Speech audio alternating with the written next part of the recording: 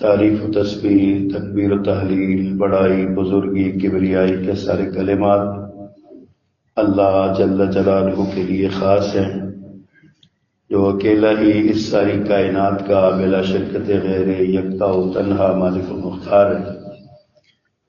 اور درود و سلام امام الرسل، خطیب الانبیاء، سید ولد اعظم، رسول محتشم، نبی معظم، امام الہدی، رسول خدا، جناب محمد الرسول اللہ صلی اللہ علیہ وآلہ وصحبہ وسلم کی ذات گرامی پر مختصر کلمات حمد و صلوات کے بعد انسان طبعی طور پر کمزور ہے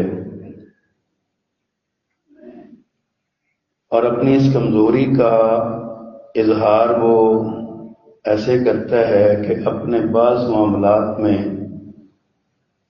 کسی کو اپنا وکیل بناتا ہے کہ یار میری طرف سے تم یہ کام کر دو۔ اسی طرح روحانی طور پر بھی انسان اپنے آپ کو کمزور سمجھے یا کمزور ہو، دونوں صورتوں میں وہ اپنے لیے اپنے سے زیادہ کسی اچھے بندے یا نیک آدمی سے دعاؤں کا کہتا ہے۔ کسی سے دعا کروانا یہ بہت بڑی فضیلت کی بات ہے۔ اگرچہ اس کائنات میں رسول کریم صلی اللہ علیہ وسلم سے زیادہ بڑھ کر نہ کوئی نیک ہے، نہ کوئی مقام اور مرتبے کے اعتبار سے بڑا ہے، لیکن اس کے باوجود آپ حضرت عمر رضی اللہ تعالی عنہ، جو ان سے آپ سے عمر میں بھی چھوٹے تھے، مرتبے اور مقام میں تو آپ کے برابر کوئی ہے ہی نہیں، سب سے چھوٹے تھے، بڑے چھوٹے تھے آپ، لیکن اس کے باوجود جب رسول اللہ صلی اللہ علیہ وسلم کے یہ ساتھی جانثار صحابی عمرے کے لیے جانے لگے تو عرض کیا کہ میں بیت اللہ کے طواف کے لیے جا رہا ہوں، تو پیارے پیغمبر فرماتے ہیں لا تنسانی فی دعائک یا اخی، اے میرے چھوٹے بھائی اپنی دعاؤں میں مجھے نہ بھولنا۔ اب رسول اللہ صلی اللہ علیہ وسلم تو کسی کی دعا کے محتاج ہی نہیں ہے، اللہ نے مقام ہی بڑا دیا ہوا ہے۔ اور دوسرے نمبر پہ آپ دیکھیے یہ فرماتے ہیں کہ جو اذان کے بعد اللہم رب ہذہ الدعوۃ التامہ والی دعا پڑھے گا، اس میں ذکر آتا ہے کہ آپ کو مقام وسیلہ، مقام محمود عطا فرما۔ تو آپ ارشاد فرماتے ہیں کہ یہ مقام محمود مجھے ملے گا، لیکن تم اپنی امت سے کہا کہ تم بھی میرے لیے دعا کرو کہ اللہ مجھے یہ دے، جو میرے لیے یہ دعا کرے گا میں قیامت کے دن اس کی سفارش کروں گا۔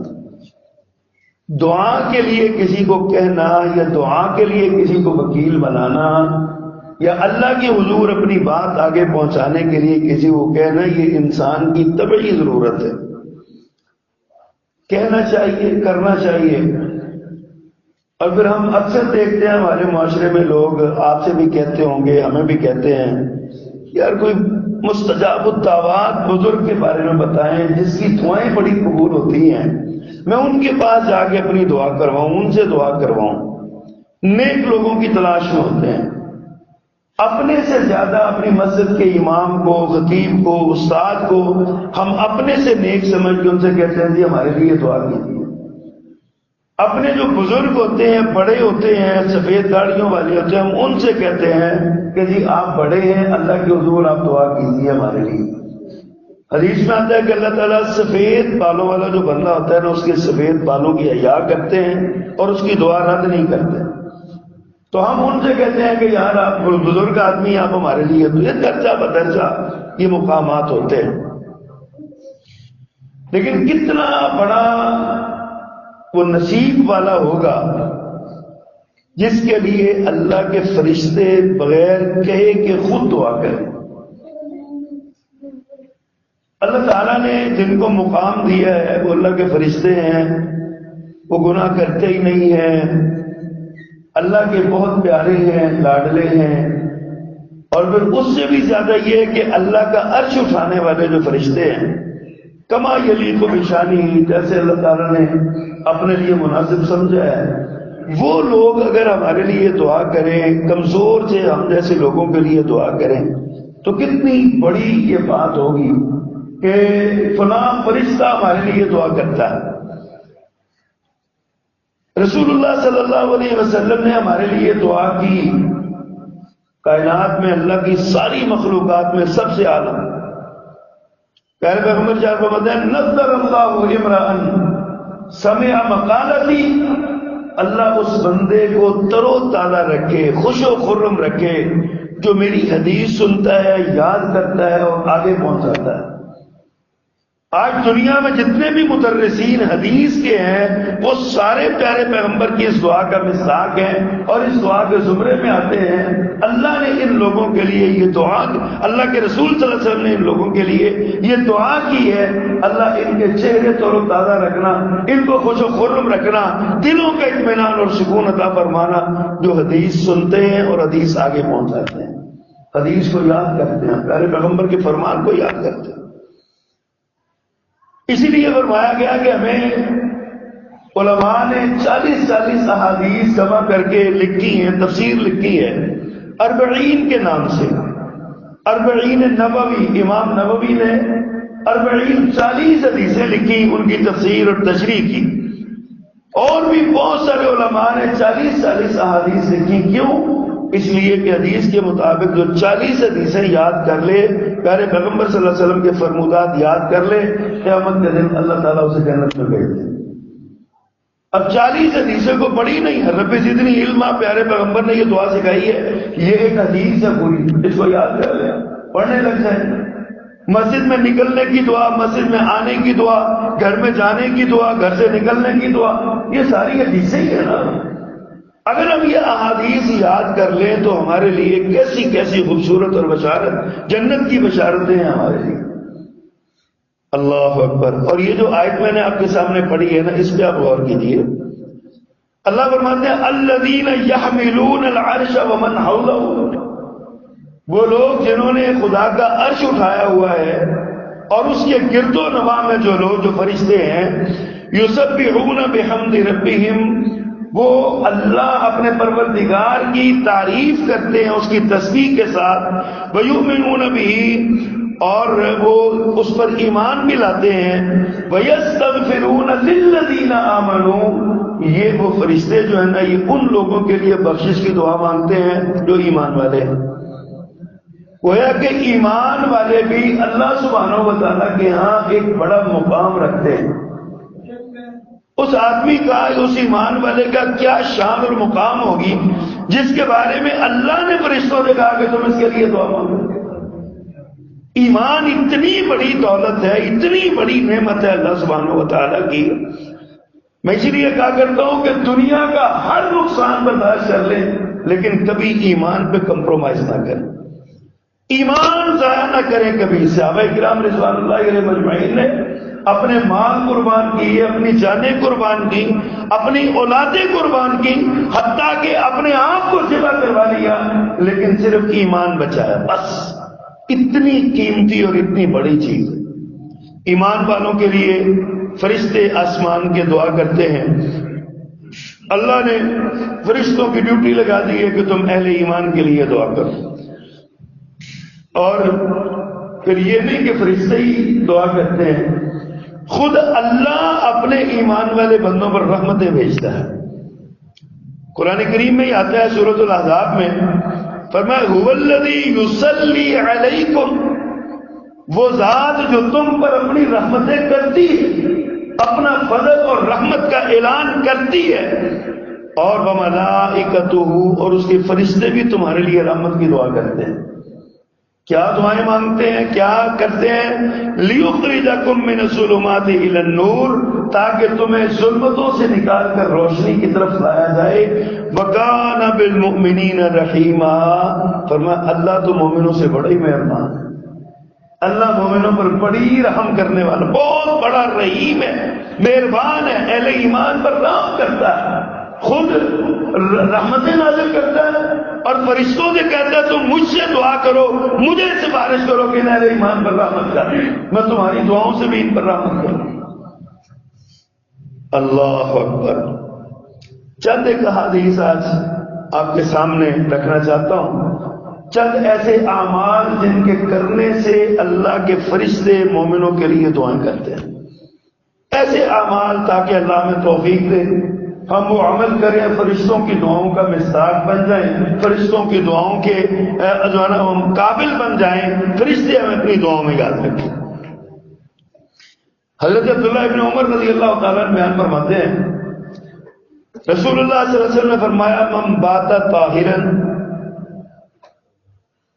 جو بندہ باوضو رات گزارے، رات سونے سے پہلے وضو کر لے اور سو جائے، سونے سے وضو ٹوٹ جاتا ہے، لیکن جو بندہ باوضو ہو کے بستر پہ آئے، اذکار مسنونہ پڑھے، فرمایا من بات طاہرا بات فی شعارہ ملک، اس کے بالوں میں ایک فرشتہ رات گزارتا ہے اس کے ساتھ، یعنی اس کے سر کے پاس سرانے بیٹھ کے ایک فرشتہ رات گزارتا ہے، فلم یستیقظ الا قال الملک، اور وہ بیدار نہیں ہوتا مگر اس حال میں کہ فرشتہ یہ کہہ رہا ہوتا ہے اللہم اغفر لعبدک فلان فانہ بات طاہرا، یا اللہ اپنے فلاں بندے کو معاف کر دے کیونکہ اس نے باوضو حالت میں رات گزاری۔ اب دیکھیں یہ وہ کام ہے، وضو کرنا رات سونے سے پہلے عشاء کی نماز تو پڑھتے ہی ہیں، عشاء کی نماز پڑھنے کے بعد سیدھا بستر پہ چلے جائیں۔ اسی لیے رسول اللہ صلی اللہ علیہ وسلم نے رات کو زیادہ دیر جاگنے سے منع کیا ہے، عشاء کی نماز کے بعد جلدی سونے کا حکم ہے۔ عشاء کی نماز کے بعد ہماری بدقسمتی یہ ہے کہ ہمارا دن ہی رات کو شروع ہوتا ہے، ہمارے شادی بیاہ، ہمارے دیگر جو کاروباری معاملات ہیں وہ رات کو عشاء کے بعد شروع ہوتے ہیں، عشاء کے بعد ہی ہم آگے اپنا کام چلاتے ہیں۔ نبی مکرم عشاء کی نماز بندہ باوضو پڑھے بستر پہ چلا جائے، اذکار مسنونہ پڑھے، سورہ ملک پڑھے، دیگر جو اذکار ہیں وہ سارے پڑھے اور اذکار پڑھنے کے بعد بستر پہ چلا جائے۔ فرمایا من بات طاہرا، جو باوضو رات گزارے سو جائے، بات فی شعری ملکن، اس کے سرہانے یا اس کے بالوں کے پاس ایک فرشتہ بیٹھا ہوتا ہے، جب وہ بندہ اٹھتا ہے تو فرشتہ اللہ سے دعا کرتا ہے اللہم اغفر لعبدک فلان، اللہ اپنے اس فلاں بندے کو معاف کر دے، فانہ بات طاہرا، کیونکہ اس نے رات باوضو گزاری۔ وضو کر کے رات گزارے تو فرشتے کی دعا لے کے صبح اٹھتے ہی، اب کتنا خوش وقت ہے وہ شخص جس کی آنکھ کھلے تو فرشتہ اس کے لیے دعا کر رہا ہوں، جس کی آنکھ کھلے تو فرشتہ اس کے لیے اللہ کے نور آسمان میں بیٹھا ہو، اللہ اس کو معاف کر دے، اللہ اس کو معاف کر دے، کتنی بڑی سعادت ہے اس کو، اس آدمی کے لیے۔ اللہ اکبر۔ حضرت ابو ہریرہ رضی اللہ تعالیٰ کی ایک روایت ہے، فرمایا کہ بندہ جب مسجد میں آتا ہے نا تو وہ آئے صرف نماز کے لیے، مسجد میں آئے، گھر سے وضو کر کے آئے، قدم قدم پہ چلتا ہوا آئے، مسجد میں آئے، نماز کے علاوہ کوئی کام نہ ہو، نماز پڑھے، نماز کے بعد بیٹھ کے اگلی نماز کا بھی انتظار کرے۔ فرمایا جتنی دیر وہ مسجد میں بیٹھا رہے گا نا وہ گویا نماز ہی پڑھ رہا ہے، چاہے ویسے ہی ذکر اذکار کر رہا ہے۔ ایک لمبی حدیث ہے، اس کا آخری ٹکڑا جو ہے نا وہ یہ ہے کہ بندہ نماز کا منتظر بیٹھا ہے، وَالْمَلَائِكَةُ يُصَلُّونَ عَلَىٰ أَحَدِكُمْ مَا دَامَ فِي مَجْلِسِهِ الَّذِي صَلَّىٰ فِيهِ، بندہ نماز کے بعد اسی جگہ پر بیٹھ کے ذکر کرتا رہے، اللہ کو یاد کرتا رہے، وہیں پہ بیٹھا رہے، نماز کے بعد مسجد میں باوضو بیٹھا رہے، یقولون، فرشتے کہتے ہیں، فرشتے والملائکۃ یصلون، اس کے لیے دعائیں مانگتے ہیں، اس کے لیے رحمت کی التجا کرتے ہیں، اور ساتھ دعا کیا کرتے ہیں اللہم ارحمہ، اللہم اغفر لہ، اللہم تب علیہ، اللہ اس پر رحم فرما، اس کو معاف کر دے، اس کی توبہ قبول کر لے۔ فرمایا ما لم یوز فیہ ما لم یوتس فیہ، اس وقت تک فرشتے یہ دعا اس کے لیے کرتے ہیں جب تک اس کا وضو ٹوٹ نہیں جاتا۔ باوضو مسجد میں بیٹھا رہے گا جتنی دیر بھی، فرشتے رحمت کی دعا کریں گے، بخشش کی دعا کریں گے، اور اس کی توبہ کی قبولیت کی دعا کریں گے جو اللہ کے گھر میں آ کے بیٹھ جائے گا۔ کتنی بڑی سعادت کی بات ہے، کتنی بڑی عزت اور عظمت کی بات ہے، کتنی بڑی شان کی بات ہے. ایک ایسا شخص جو آتا ہے فارغ ہے، بزرگ حضرات اس پر غور کرے، جن کو دنیا کا کام نہیں ہوتا، کاروباری مصروفیات ان کی نہیں ہوتی، وہ تو کم از کم مسجد میں بیٹھا کرے. اور جن کی کاروباری مصروفیات ہوتی ہیں کچھ نہ کچھ وقت تو وہ بھی گزار سکتے ہیں. ہماری بدقسمتی یہ ہے کہ ہم نماز کے بعد بیٹھنا ہمارے لیے محال ہوتا ہے، مشکل ہوتا ہے بڑا. ہم کہتے ہیں کون سی گھڑی ہو، بھاگ جائیں یہاں سے. جبکہ نبی کریم صلی اللہ علیہ وسلم کے ارشاد ہے جو بندہ نماز کی فرض نماز کے بعد آیت الکرسی پڑھے نا، اس کے اور جنت کے درمیان صرف ایک موت حائل ہے. یعنی اس کا جنت میں داخلے کا دروازہ موت ہے. ہر نماز کے بعد آیت الکرسی پڑھنے والا آرام سے بیٹھیے، آیت الکرسی پڑھیے، تسلی کے ساتھ آیت الکرسی پڑھیے، پھر اذکار کیجیے، اپنا جو سنن نوافل بھی پڑھیے، اذکار مسنونہ کیجیے، پھر آپ اٹھ جائیے. فرمایا یہ بندہ مرتے ہی جنت میں چلا جائے گا. صرف موت کا انتظار ہے اس کو جنت میں داخلے کے لیے.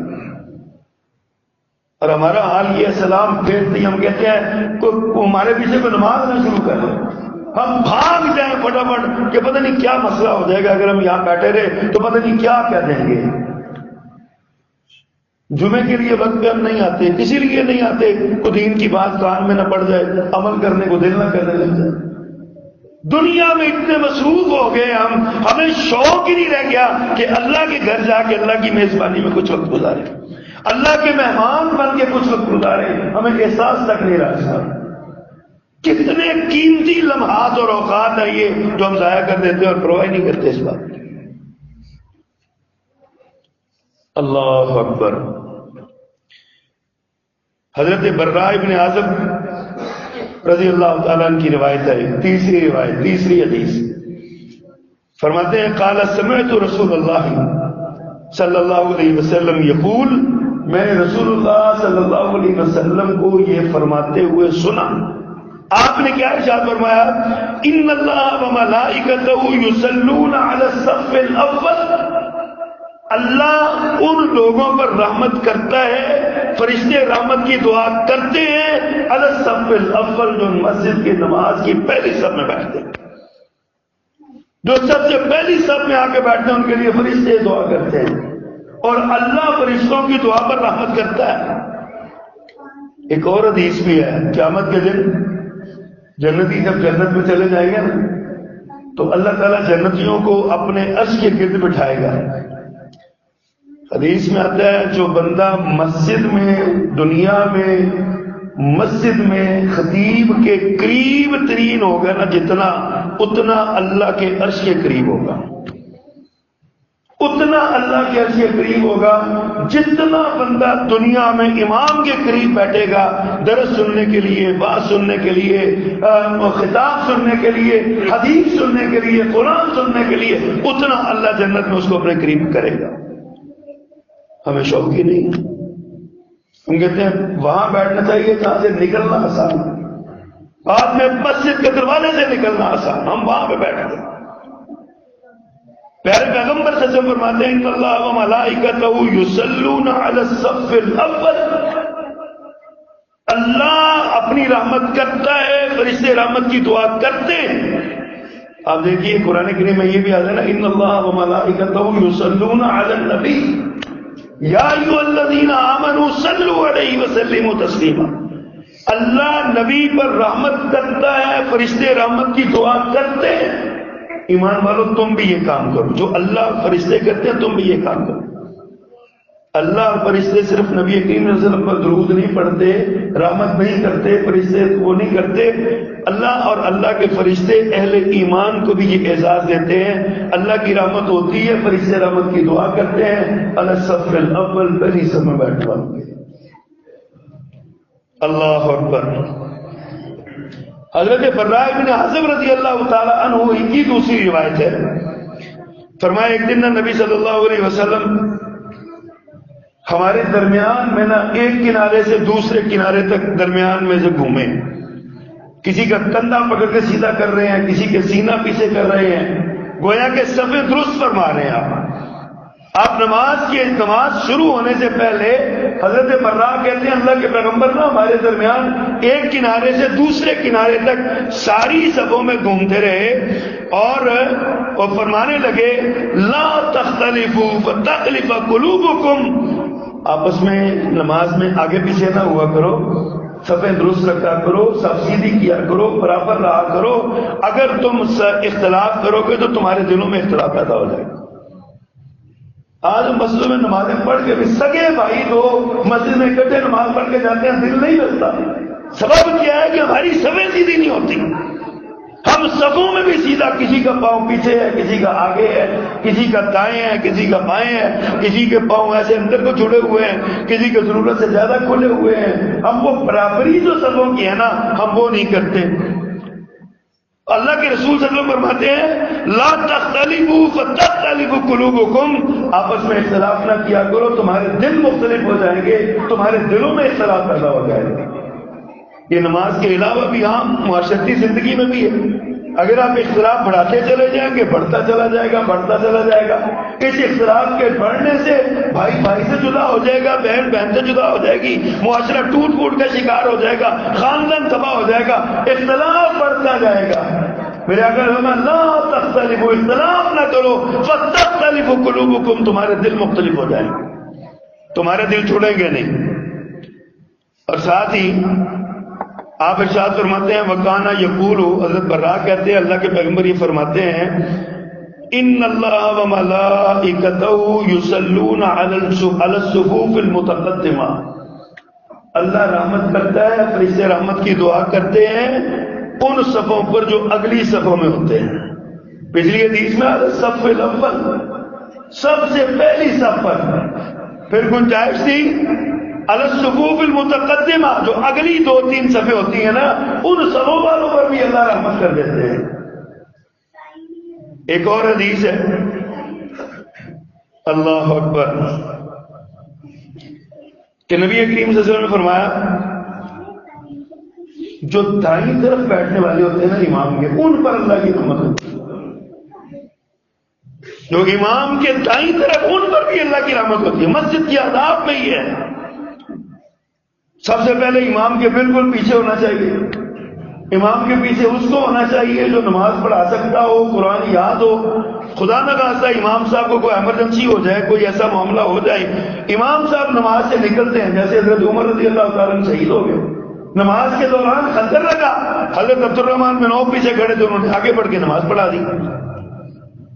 امام کے پیچھے وہ بندہ ہو اور اس کے پھر دائیں طرف کوشش کریں کھڑے ہو، پھر بائیں طرف بھی ساتھ ساتھ کھڑے ہوتے چلے جائیں، برابر صف کرنی ہے نا، لیکن زیادہ فضیلت دائیں طرف والوں کی، دائیں طرف کھڑے۔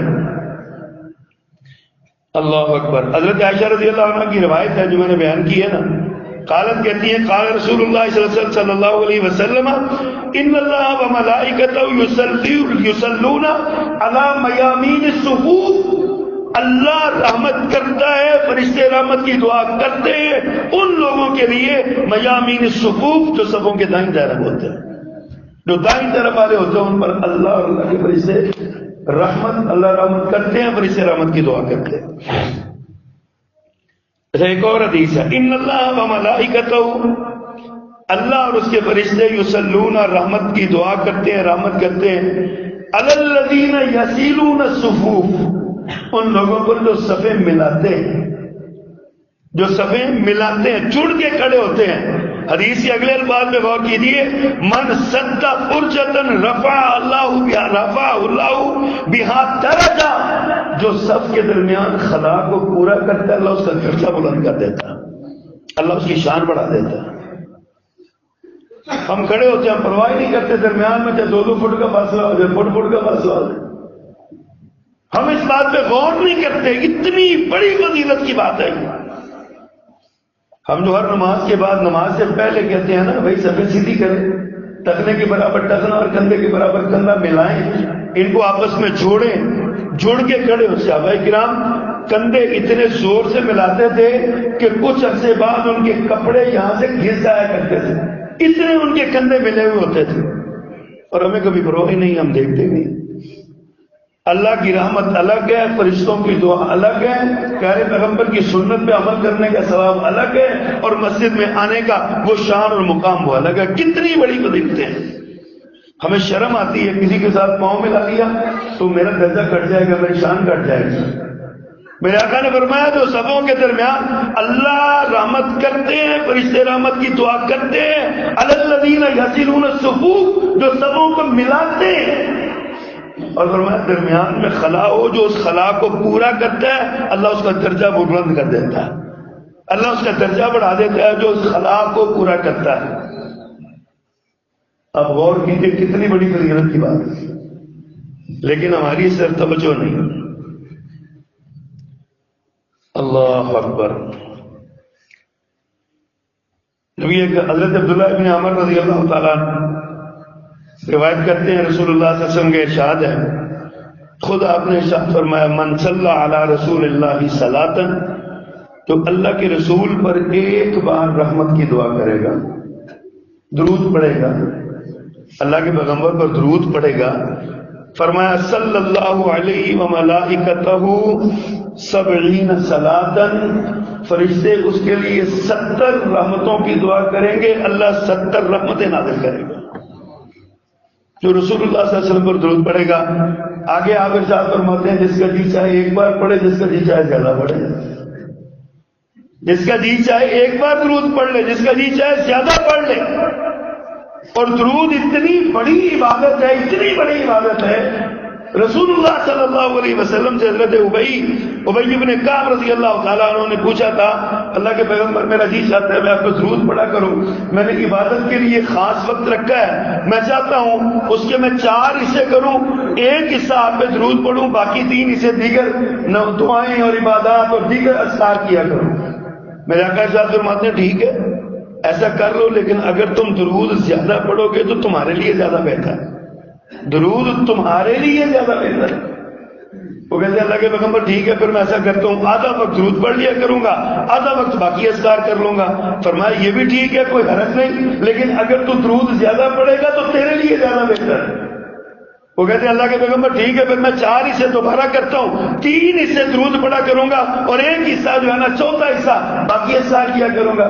آپ ارشاد فرماتے ہیں ٹھیک ہے یہ بھی ٹھیک ہے، لیکن اگر درود زیادہ پڑھے گا تو تیرے لیے زیادہ بہتر ہوگا۔ حضرت وہی فرماتے ہیں اللہ کے پیغمبر پھر میں سارا وقت درود پڑھ لیا کروں گا۔ اگلے جملے میرے پیغمبر کی سماعت کیجیے، پاک پیغمبر صلی اللہ علیہ وسلم نے فرمایا جو بندہ اگر مجھ پر کثرت سے درود پڑے گا نا، اللہ اس پہ دنیا اور آخرت کے غم ختم کر دے گا، اس کی پریشانیاں مٹا دے گا۔ لوگ کہتے ہیں رزق کی پریشانی بڑی ہے، کاروبار نہیں چلتا، فلاں کام ہے، فلاں چیز نہیں ہوتی، کاروبار نہیں چلتا، پیسے نہیں آتے، قرضے میں ڈوب گئے ہیں، پریشانی بڑی ہے۔ میں تو ایک ہی حل بتاتا ہوں، درود پڑھا کریں، کثرت سے درود پڑھا کریں۔ جتنا درود اخلاص کے ساتھ آپ اللہ کو حاضر ناظر جان کر اور اللہ کے ساتھ وفا، اللہ کے رسول صلی اللہ علیہ وسلم کے ساتھ وفا کرتے ہوئے آپ کی محبت میں آپ پر کثرت سے درود پڑھیں گے، اتنی آپ کی پریشانیاں دور ہوتی چلی جائیں۔ اور پیارے پیغمبر نے فرمایا جو مجھ پر ایک بار درود پڑھتا ہے اللہ اس پر 70 رحمتیں نازل کرے گا، اور فرشتے 70 بار اس کے لیے دعا مانگیں گے۔ فرشتوں کی دعائیں لینا، درود پڑھا کر فرشتوں کی دعائیں ملیں گی۔ اللہ اکبر۔ حضرت ام درداء رضی اللہ تعالی عنہ صحابیہ ہیں پیارے پیغمبر کی، فرماتی ہیں نبی مکرم صلی اللہ علیہ وسلم یہ فرمایا کرتے تھے، کانا یقول، آپ اکثر یہ کہا کرتے تھے، آپ فرمایا کرتے تھے کیا، دعوت المرء المسلم لاخیہ بظاہر الغیب مستجابۃ، فرمایا کسی بندے کی اپنے بھائی کی غیر موجودگی میں اس کے لیے دعا قبول ہو جاتی ہے۔ آپ کا بھائی پریشان ہے، وہ اس کو پتہ بھی نہیں ہے، آپ مصلی پہ جا کے آئے، اپنے بھائی کا نام لے کے دعا کریں، اللہ میرا وہ بھائی، میرا وہ عزیز، میرا وہ دوست، میرا وہ ملنے والا پریشان ہے، اللہ میں دعا کرتا ہوں اس کی پریشانی دور فرما۔ میرے آقا نے فرمایا مستجابۃ، قبول ہو جاتی ہے تو۔ اور ساتھ فرمایا عند رأسہ ملک معقل، اس کے سر کے پاس ایک فرشتہ بیٹھا ہوتا ہے، کلما دعا لأخیہ بخیر قال الملک المؤکل بہ آمین ولک بمثل. فرمایا ایک فرشتہ سرانے بیٹھا ہوتا ہے اس کے لیے، اور جب یہ بندہ اپنے بھائی کے لیے دعا کرتا ہے نا، یا اللہ میرے بھائی کی یہ ضرورت پوری کر، فرشتہ جواب میں کہتا ہے آمین، اللہ اس کی دعا قبول فرما، اور وہ کہتا ہے ولک بمثلی، اللہ اس کو بھی اسی جیسی عطا فرما. آپ کے بھائی نے آپ کے لیے کہا یار میرے لیے دعا کرے اللہ مجھے گاڑی دے دے، آپ اس کو بتائے بغیر تنہائی میں کہتے ہیں یا اللہ وہی خواہش کر دے پوری، تیرا کی جانتا تیرے سے خزانے بڑے بڑے، تو میرے بھائیوں میرے دوستوں گڈی دے دے. فرشتہ کہتا ہے اللہ انہوں بھی دے، اس نے میرے اپنے بھائی کے لیے کہا اللہ تو اس کو بھی عطا فرما. فرشتوں کی دعا لیا کرے اپنے بھائیوں کے لیے دعا کر کے، اللہ اس کی پریشانی دور کر دے. فرشتہ کہتا ہے اللہ اس کی بھی دور کر دے، اللہ اس کی ضرورت پوری کر دے. فرشتہ کہتا ہے اللہ اس کی بھی ضرورت پوری کر دے. فرشتہ کہتا ہے، بندہ کہتا ہے یا اللہ میرا فلاں میرے بھائی کا کام کر دے. فرشتہ کہتا ہے اللہ اس کا بھی کر دے. آقا فرماتے ہیں فرشتہ کہتا ہے آمین ولک بمثل، تیرے لیے بھی ویسی ہی دعا ہے، آمین اس کے لیے بھی ہے. حضرت ابو ہریرہ رضی اللہ تعالیٰ عنہ کی روایت ہے، فرماتے ہیں پیارے پیغمبر نے فرمایا ما من یوم یصبح العباد فیہ الا ملکان ینزلان. فرمایا ہر بندہ جب صبح کرتا ہے نا، آنکھ کھلتی ہے تو دو فرشتے اس کے لیے اترتے ہیں، دو فرشتے اس پر آتے ہیں. فیقول احدہما، ان میں سے ایک کہتا ہے اللہم آتی منفقا خلفا، اللہ جو خرچ کرنے والا اس کو عطا فرما. اور دوسرا کہتا ہے اللہم آتی ممسکا تلفا، اور جو عطا نہیں کرتا، دیتا نہیں، راہ اللہ خرچ نہیں کرتا، اس کو تباہ کر دے. دو فرشتوں کی دعائیں، ایک کی دعا ایک کی بد دعا. کن کے لیے؟ خرچ کرنے والوں کے لیے اور خرچ نہ کرنے والوں کے لیے، دینے والوں کے لیے اور نہ دینے والوں کے لیے. اس لیے صبح ہوتے ہی اللہ کے راستے میں چاہے 1 روپیہ خرچ کیا کریں. آپ کھلے، آپ مسجد میں آئیں یا کسی جگہ پہ جائیں، اپنے گھر میں ایک باکس لگا لیں، اس میں صبح اٹھتے ہی 1 روپیہ یا 2 روپے اپنی حیثیت کے مطابق جتنی طاقت ہے وہ اس میں ڈال دیں، اور اللہ سے کہیں یا اللہ مہینے تو گئی ہیں. فرشتہ دعا کرتا ہے آنکھ کھلتے ہی، اللہ یہ دینے والا ہے تو اس کو عطا فرما، یہ نہیں دیتا کنجوس ہے بخیل ہے، اللہ اس کو تباہ کرتے ہیں.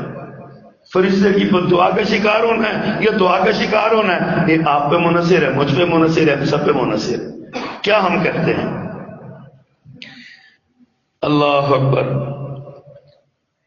بندہ بیمار ہو جائے، حدیث میں آتا ہے بندہ بیمار ہو جائے، آپ اس اپنے بیمار بھائی، دوست، محلے دار، تعلق دار، دکاندار، آپ کا گاہک کیا چاہے، آپ اس کی عیادت کے لیے گھر سے نکلتے ہیں نا، حدیث میں آتا ہے کہ 70,000 فرشتہ آپ کے ساتھ چل پڑتا ہے. آپ عیادت کے لیے نکلتے ہیں، 70,000 فرشتہ. آپ دیکھیے یہاں چلے ہیں لاہور، آپ کراچی، آپ کا کوئی عزیز بیمار ہے، آپ اس کی عیادت کے لیے جا رہے ہیں، اب 70,000 فرشتوں کے جلووں میں جا رہے ہیں. 70,000 فرشتہ آپ کے ساتھ جا رہا ہے. آپ اس بھائی کے پاس بیٹھ کے اس کے لیے صحت کی عیادت کرتے ہیں، صحت کی دعا کرتے ہیں، اس کی زندگی کی دعا کرتے ہیں، فرشتے آمین کہتے ہیں، اور اس کے بعد آپ الگ ہو جاتے ہیں، فرشتے بیٹھ جاتے ہیں اور آپ کے لیے بخشش کی دعا مانگنے لگتے ہیں. اگر آپ صبح کو نکلے تو شام تک، شام کو نکلے تو صبح تک فرشتے آپ کے لیے بخشش کی دعا مانگتے رہیں گے. اور اسی پر بس نہیں، آج میں حدیث پڑھ رہا تھا، پیارے پیغمبر نے فرمایا ایسا بندہ جو بھائی کی عیادت کے لیے جاتا ہے، 70,000 فرشتہ اس کے لیے بخشش کی دعا مانگتا ہے، اور جنت میں ایک باغ بھی اس کے نام الٹ کر دیا جاتا ہے. عیادتیں یہ مسلمان کا مسلمان پر حق ہے. کسی بیمار کا پتہ لینا، اس کے پاس بیٹھنا، 2 لمحے اس کے پاس بیٹھنا، اس کی ضرورت کے مطابق، اگر آپ سمجھتے ہیں کہ کمزور ہے، اپنی طاقت کے مطابق ڈسپرین کے پیسے ہی اس کو دے دے. کوئی نہ آپ کا رشتے دار ہے، خونی رشتہ ہے یا غیر خونی رشتہ ہے، تعلق ہے، کوئی آپ کے ساتھ ہے، آپ اس کے ساتھ جائیں. 70,000 فرشتہ اور ایک جنت کا باغ، جنت میں باغ. کتنا سستا سودا ہے. بعض اوقات ہمسایہ بیمار ہوتا ہے، ہمسائے کے پاس چلے جائیں. بعض اوقات مسجد کا نمازی بیمار ہوتا ہے، اس کے گھر چلے جائیں، عیادت کریں. یہ بہت بڑی بات ہے. اللہ اکبر. اور ایک آخری حدیث، 10ویں حدیث آپ کے سامنے پیش کروں. حضرت ابی امامہ باہلی رضی اللہ تعالیٰ عنہ روایت کرتے ہیں ان اللہ و ملائکتہ، اللہ بھی اور فرشتے بھی، وَأَهْلُ السَّمَاوَاتِ وَالْأَرْضِ، اور زمین و آسمان والے بھی، حتی النملۃ فی جوہریہا، یہاں تک کہ چیونٹیاں اپنے بلوں میں، وحتی الحوت، اور یہاں تک کہ مچھلیاں پانی میں، دنیا کی ہر شے، چیونٹیاں بلوں میں، مچھلیاں پانی میں، پرندے فضاؤں میں، درندے زمین جنگلوں میں، دنیا کی ہر چیز اس کے لیے رحمت کی دعا کرتی ہے، مغفرت کی دعا کرتی ہے، برکت کی دعا کرتی ہے، اور اللہ یہ دعا قبول کرتے ہیں، اللہ رحمت کرتے ہیں۔ کون؟ لَيُصَلُّونَ عَلَى مُعَلِّمِ النَّاسِ الْخَيْرِ، فرمایا اس استاد پر جو لوگوں کو بھلائی کی تعلیم دیتا ہے۔ اپنے اساتذہ کے لیے تھا، آپ اساتذہ کے لیے نہیں نا دعا کرتے تو نہ کریں، فرشتے دعا کرتے ہیں۔ آپ اساتذہ کے لیے دعا نہیں کرتے تو آپ کا ان کا کیا جاتا ہے، بگڑتا آپ کا ہے۔ ان کے لیے تو چیونٹیاں دعائیں کرتی ہیں، پرندے دعائیں کرتے ہیں، درندے دعائیں کرتے ہیں، ان کے لیے تو شجر و حجر، فرمایا اہل السماوات والارض، زمین و آسمان والے اس کے لیے دعا کرتے ہیں، فرشتے بھی دعا کرتے ہیں، اور اللہ دعائیں قبول کر کے رحمت کرتے ہیں اس پر جو امام خیر ہے، لوگوں کی امامت کرتا ہے، لوگوں کو معلم الناس لخیر، مومنوں کو جو اہل ایمان ہے، لوگوں کا استاد ہے، ان کو خیر کی طرف، بھلائی کی طرف بلاتا ہے، اس کے لیے سارے دعا کرتے ہیں۔ اچھا، ایک تو یہ ہے کہ آپ اپنے استاد کے لیے کریں، اور یہ بھی تو ہو سکتا ہے کہ آپ خود معلم الناس خیر بن جائیں، آپ خود لوگوں کی بھلائی کی طرف سبق دینے والے بن جائیں، اپنے بچوں کو پڑھانے لگ جائیں، اپنے بھائیوں کو پڑھانے لگ جائیں، اپنے چھوٹوں کو، بڑوں کو، اہل محلہ کو پڑھانے لگ جائیں، ان سے کہیں گے یار یہ نیکی کا کام ہے، یہ کرو، یہ بھلائی کا کام ہے، یہ کرو۔ راستے میں پڑا ہوا پتھر، بیٹا یہ پتھر ہے، یہ راستے میں اس کو ہٹانا نیکی ہے، اس کو ہٹا دو، یہ راستے کا پڑا ہوا پتھر ہٹانا نیکی ہے، اس کو ہٹا دو، یا آپ معلم الناس الخیر بن جائیں گے، آپ لوگوں کو بھلائی کی سبق دینے والے بن جائیں گے۔